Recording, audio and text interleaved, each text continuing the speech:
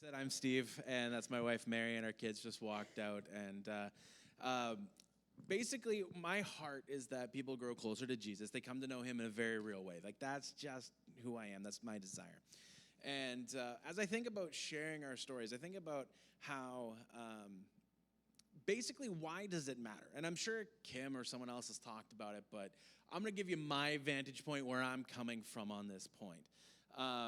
So as I don't know who has the slides. You got the slides? Okay, we'll open up the Bible verse because that makes sense, right? That's us. Hi. So Mary, Elijah, Isabel, Lucy, and if you do our names in order that we're all born, it spells smile. It was an accident, but it's awesome. And so there's a sign in our kitchen or in our dining room that says that. Anyway, we got a Bible verse. That Bible verse is, always being prepared to make a defense to anyone who asks you for a reason for the hope that is in you, yet do it with gentleness and respect. So when we think of our story, when we think about what's going on, what is the reason that we're sharing our story? This verse is actually talking about like an apologetic, right? You're actually living your life for Jesus. But this isn't necessarily sharing your story. Like this is about living your life and being that person that's aligned yourself with Christ. The other part is sharing your story. So why do we share our stories? And if you go back into the Old Testament, and you can take that down now, I'm not going to reference it anymore. When we go look at the Old Testament, you see narrative, right? When you see the law, right? Genesis, Exodus, Leviticus, Numbers, Deuteronomy, it's all through the vantage point of narrative, right? You're seeing things that are explicit laws, like you get the 10 Commandments, you get different instructions in Leviticus and all of that, and that's all great and good, but then you see implicit law, where it's like, okay, so this guy, he had multiple wives. That never works out well for you. Should you do it? No. All right? Like, there's these kinds of things. And so you see all of that. But what happens is, specifically in the book of Exodus, is you see God taking the people out of Egypt. He does all the signs and wonders. You see those things happen where God leads the people. He redeems his people, brings them into the wilderness. And in the wilderness, what do? They sin, they fall away. And then they ultimately end up dying off and replaced by a whole other generation before they can enter the promised land. And as they're entering the promised land, in the book of Deuteronomy, what do you get? You have this call to remember. Remember what the Lord your God did in Egypt, so that when you go into the land, remember what Yahweh said when this happens, so that when you get to this point, it will demand a response. It's not just there for it happened to feel good. What happened is supposed to inspire not just you, but collectively all of us in our walks with Jesus. And so being a faithful follower of Jesus, being a faithful follower of Yahweh, is going to demand that we actually reflect on our stories and think, how can my story impact the faith and build up other Christians, other people who are following God faithfully? So if you don't know your story, you should start to grapple with it and really start to understand your own story, because you're not supposed to live your life in isolation, right? We're the body of Christ. We're supposed to spur one another on in doing good and encourage one another in the stories that we've had where God has done these amazing things. Because remember, back when the church first started, they didn't have necessarily a Bible like what we have today. All they had was the Holy Spirit and each other's stories. This is what God's doing in my life this week. And that was church. It wasn't someone coming up and saying like, so in Matthew, we're going to read this. It was, you're sharing your story and what God's teaching you this week. So when we have small groups, that's actually far more like what the original church was like. The original church, they didn't have much singing. And if they did sing, it wasn't really to God. It was actually to encourage one another more than anything. Which maybe that'll rock your boat a little bit. We don't sing to each other very often in church. But anyway, that's my heart. And that's why when I think of my story, my story is supposed to encourage somebody. My story is supposed to build you up. And so what happens is with our stories, though, we start to realize commonalities. We start to realize that, oh, there's something in you that's happened in me and all that kind of stuff. So when I was born in Mississauga, and my family was pretty dysfunctional. By the time my brother was born, 16 months later, my biological father, his name is Dave. I'll just refer to him as Dave from henceforth as best as I can, just to make distinguishing characters in the story. But Dave, he ended up committing adultery.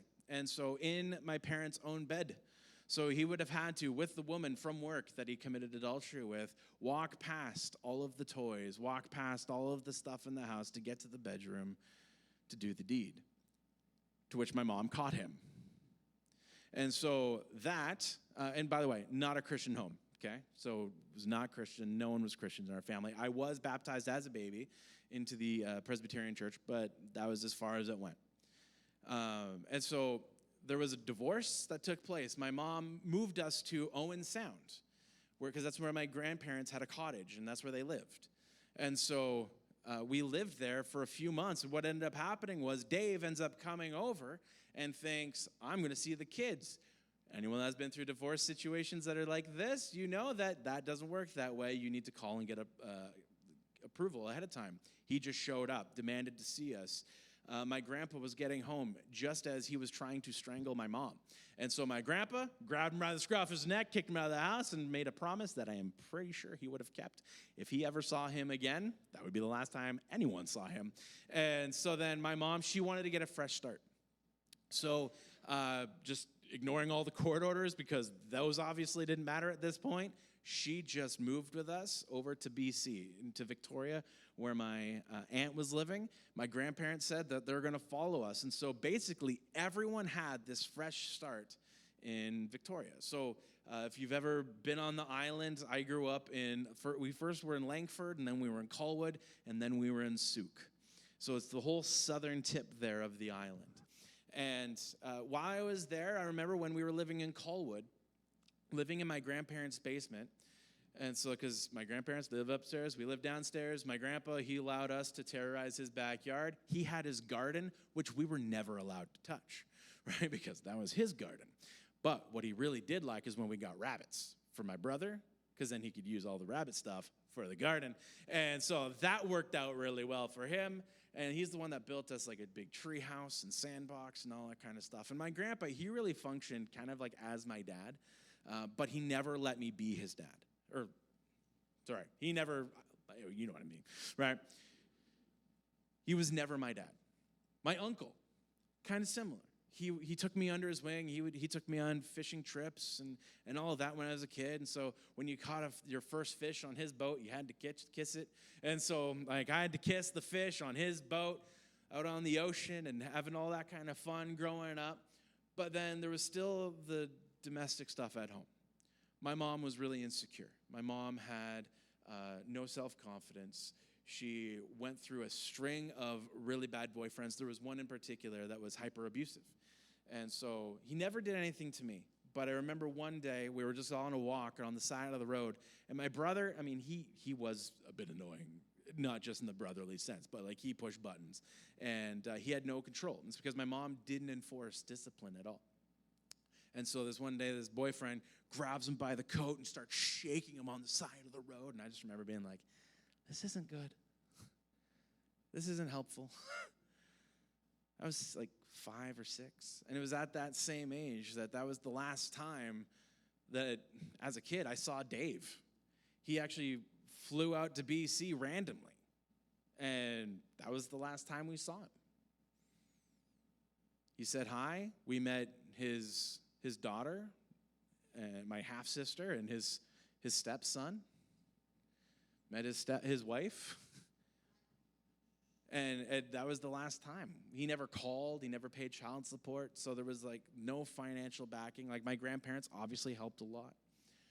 But we were having to live frugal, right? We had movies.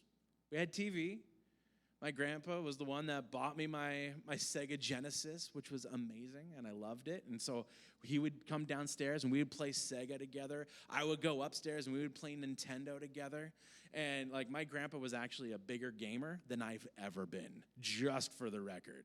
So just because you're old doesn't mean you're not good at video games. And so he was so passionate about that. But so I'm growing up in this environment. At that age, again, it was the first time where I really started to think about God.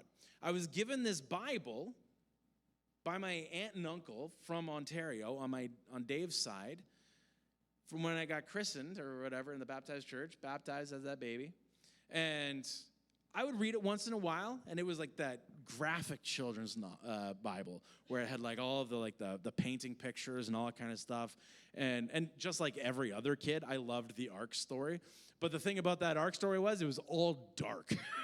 That's what I remember about it, just being such a dark, dark story, and like physically dark. And it just stood out, and I still have that Bible to this day.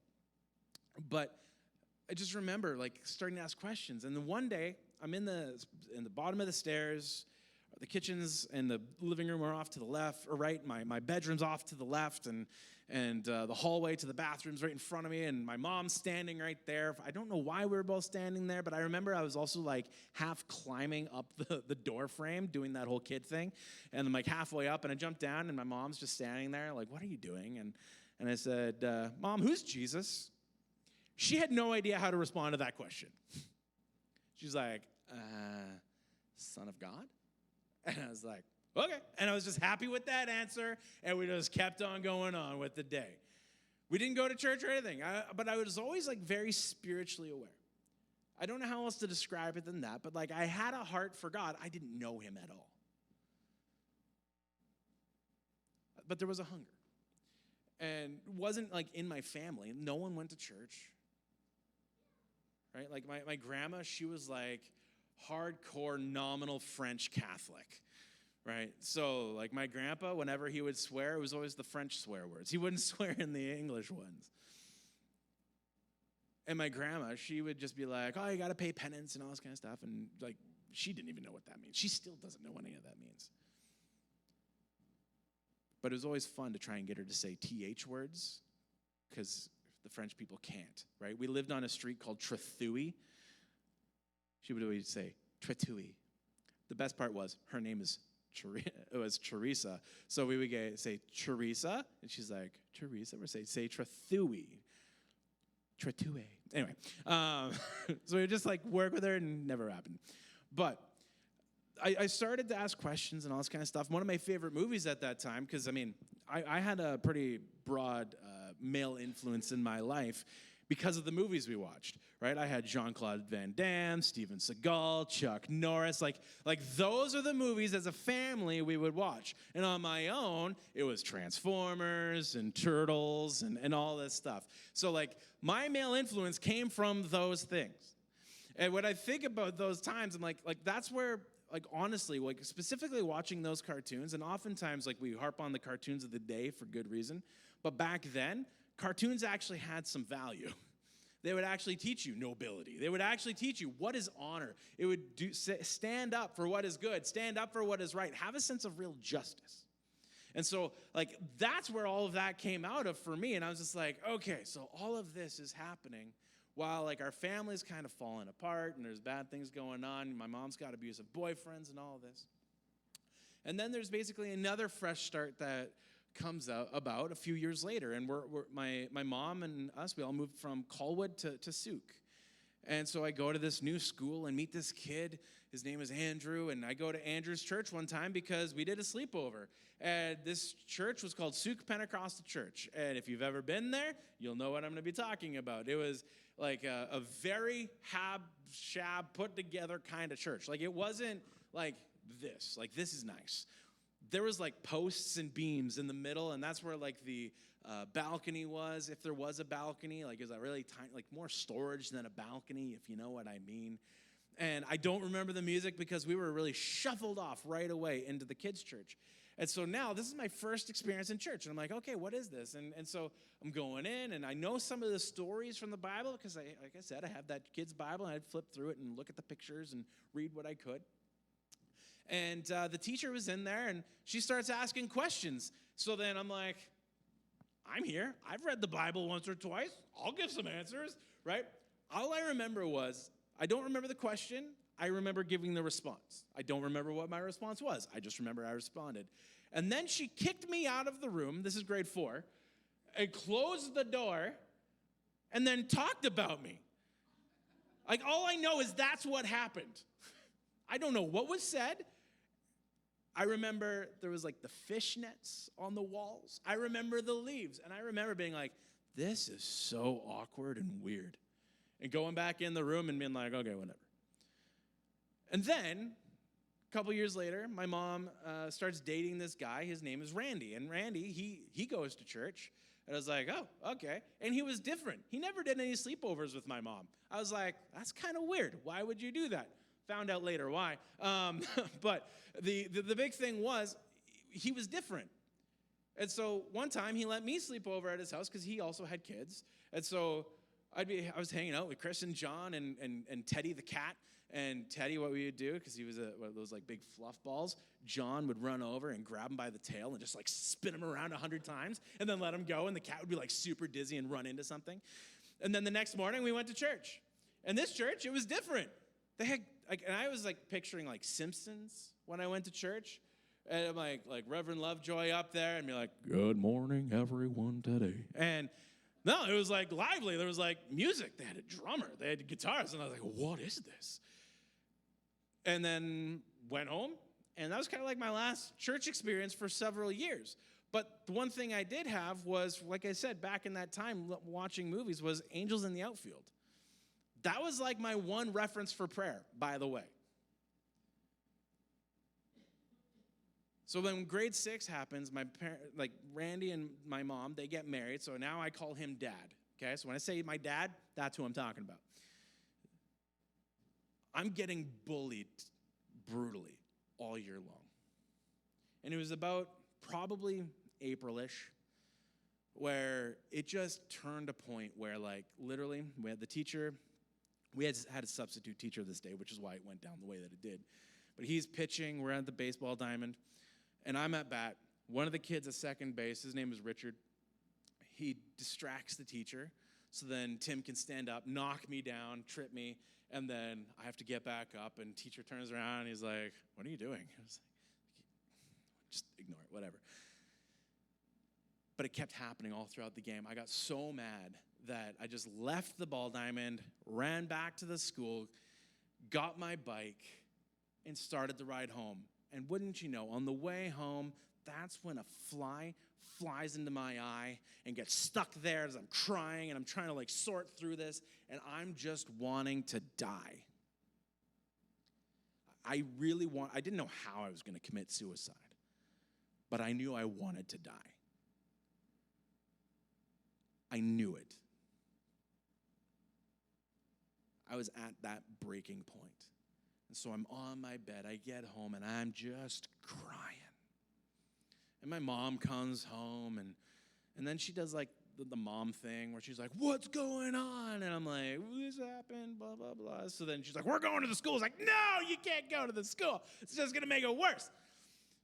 And then go to the school, and then the teacher starts, like the principal, she's now telling everything that's going on. And we get to find out that this kid, Richard, who's kind of the leader of the gang that's like traumatizing me, he has a terrible home life and all this kind of stuff.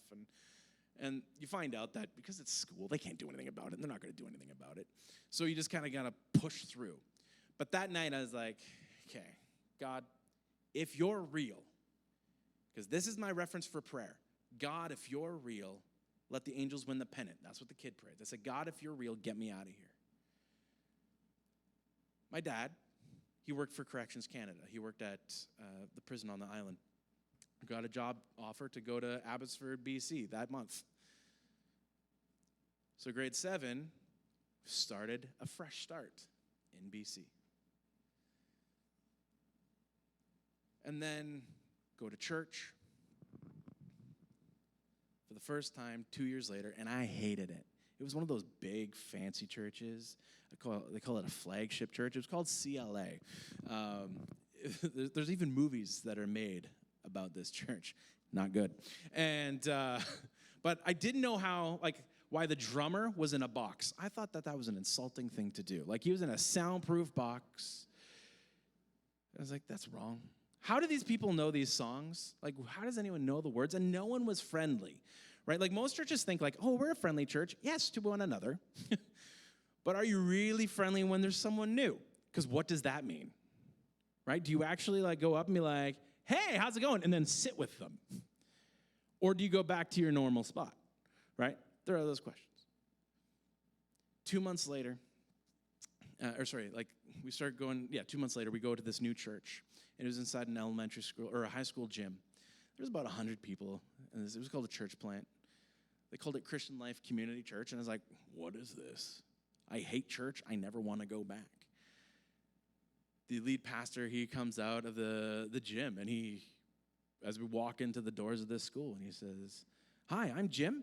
And I was like, well, that's convenient. You just came out of there. Okay.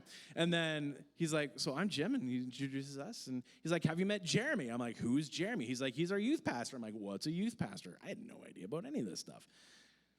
And then here comes this guy wearing sleeveless t-shirt or shorts and flip-flops. He's like, hey, I'm Jeremy. I'm like, these are my people. And I was like, and so that day, I was actually already flipping burgers to go to youth convention. I had no idea what youth convention was, but I was flipping burgers to go to youth convention because they were doing a fundraiser, and I hung out with those students. Several months later, I'm now going to youth group. And I'm playing all of the chords that my grandpa taught me to write worship songs that were more like Backstreet Boys lyrics. And it was terrible. But all of those chords that my grandpa taught me when I was like 4, 5, 6 years old, they all came back to memory. So I was able to start playing like the song Forever, right? Forever, God is faithful. So I'm like strumming terribly.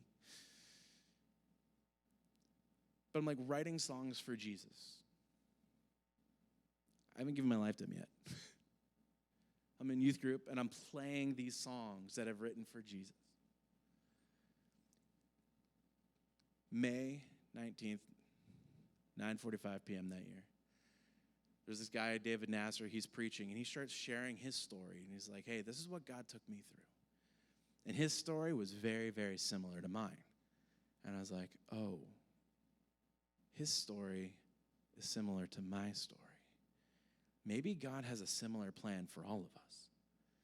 And so when he said, do you want to give your life to Jesus? I was just like, yeah. So I stood up and gave my life to Jesus. 2 months later, we go to teen camp. And I'm like, I have no idea what teen camp is. I just know that it's basically kind of like church every day. This teen camp was not like church every day. This teen camp had teams. And when I say teams, I mean like you're on that team for life. Like, I am a lion forever. I went to this camp, and I don't remember what the altar call was about at all. I just remember going up and being like, I feel like I'm supposed to go forward. So I went up, and I was faithful, and I just laid down on the floor. I wasn't, like, doing anything crazy. I just remember, like, looking at the carpet and smelling how gross it was from, like, probably being there for 50 years. And I heard God speak to me, and he said, you're going to be a youth pastor, and you're going to go to Western Pentecostal Bible College. And I was just like, okay. I thought I was going to be a cop. My entire family is in law enforcement. And so I was like, guess I'm going to be a pastor. Got up, ran over, told my youth pastor at the time, the assistant youth pastor, his name was Mike. I was like, Mike, I'm going to be a youth pastor. And he's just like, okay. Because when kids come up and tell you that kind of stuff, when you're a youth pastor, you're just going to like, sure, bud. Truthfully. And then a week later, I got baptized. Right? So it was just like, gave my life to Jesus, got my calling, got baptized, and then my life completely changed. And just for the quick snapshot, is I went to college, and that's where I went Kim first, and then Mary, whom I married.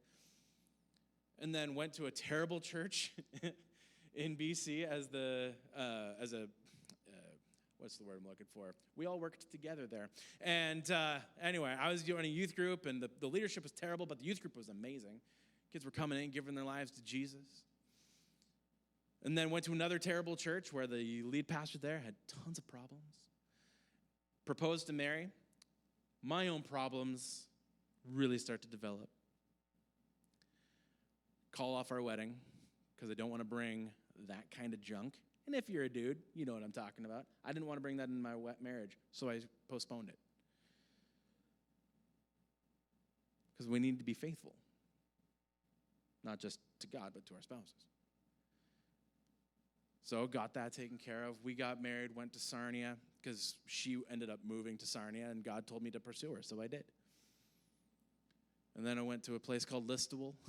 Was there from 2012 to 2019 as the youth pastor. And after a season, a fresh guy came in, Pastor Ken Raymer. He worked for our district. He was our interim pastor. And man, that guy brought some great healing. Stuff that was being neglected in me, it was addressed. Got me to the place, and I said to him, Pastor Ken, if you think I'm ready, do you think I'm ready to be a lead pastor? And he's like, yeah, I think you're ready. And it's because I was looking at Doug, who was the lead pastor in Listowel at this time, and I was like, all the mistakes he's making, I can make those too. So can I do this?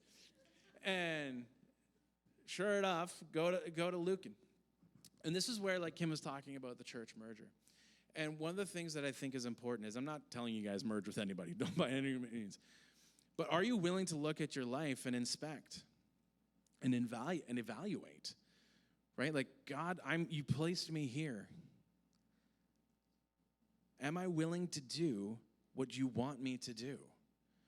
And from that young age, I just wanted to be close to Jesus and do what he wanted me to do. So when he said be a youth pastor, that's what I did. And I started getting involved in everything right away. Like, I worked at Youth for Christ. I led worship for kids ministry and youth group, led it at school. Like, I did it everywhere. And I didn't care. Went to Armstrong because I felt that's where God was telling me to go. Even though all my leaders were telling me, don't go. I had to do what Jesus wanted me to do. Didn't work out well. So I thought, but there's a lot that was learned. Get to this point where it's like, do you merge your small church with this enormous one? And just so you guys know, I have no problems with big churches. Because oftentimes big churches can do things that we can't do, and we can do things that big churches can't. So who cares? Are you serving Jesus, and are you being faithful? That's the question. And so when Pastor Rick approached me, and he's just like, hey, would you be willing to do this? All those insecurities that started from when I was a kid, they all started to manifest. Like, am I good enough? Can I do this? What's going on? Am I failing? What's going on?